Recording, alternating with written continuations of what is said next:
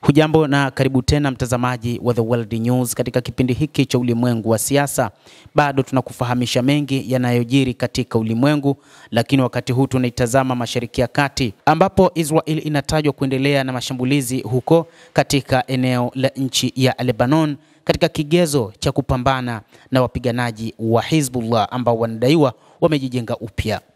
Msururu wa mashambulizi ya Israeli yameikumba tena Lebanon, na ni mashambulizi ambayo Israeli inayataja kama sehemu ya mapambano dhidi ya kundi la Hezbollah ambalo wanalitaja kama kundi lililojijenga kikamilifu. Ndani ya mwaka mmoja wa usitishaji mapigano, Israel inaamini kwamba kundi la wapiganaji la Hezbollah limejijenga na kwamba wakati huu linataka kurejea katika mapambano dhidi ya Israel, na hivyo IDF inatumia nguvu kubwa kwa ajili ya kulisambaratisha kundi hilo.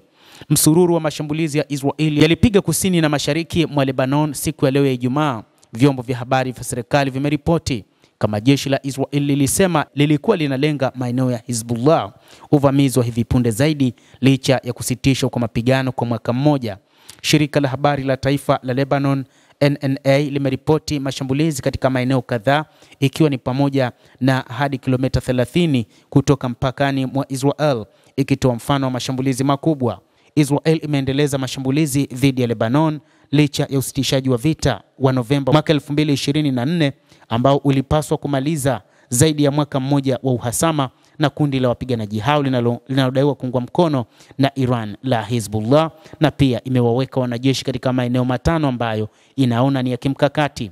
Jeshi la Israel limesema katika taarifa yake kwamba vikosi vyake vimeshambulia kituo cha mafunzo na kufuzu kinachotumiwa na kikosi cha wapiganaji hao wa Hezbollah cha Radwan Force, ambapo wahudumu walifanya mazoezi ya kufyatua risasi na mafunzo ya ziada. Jeshi hilo pia lilishambulia miundombinu ya ziada ya kijeshi ya Hezbollah katika maeneo kadhaa kusini mwa Lebanon. Kwa mujibu wa usitishaji mapigano, Hezbollah ilitakiwa kuvuta vikosi vyake kaskazini mwa mto Litani takribani kilomita 30 kutoka mpaka na Israel na kubomolewa miundombinu yake ya kijeshi huko.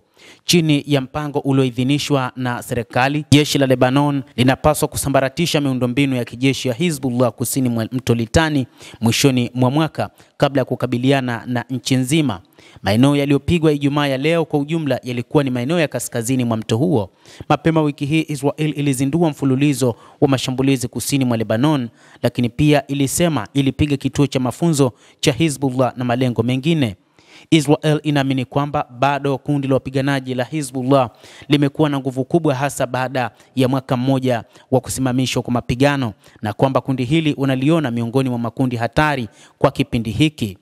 Mtazamaji, endelea kutufuatilia, lakini nikusihi usisahau kulike, usisahau kucomment, kadhalika na kusubscribe channel yetu hii ili upate habari hizi kwa mapana kupitia The World News. Naitwa Damu Hussein, endelea kuwa nasi wakati wote, endelea kutufuatilia, utajua nini kinachojiri katika ulimwengu.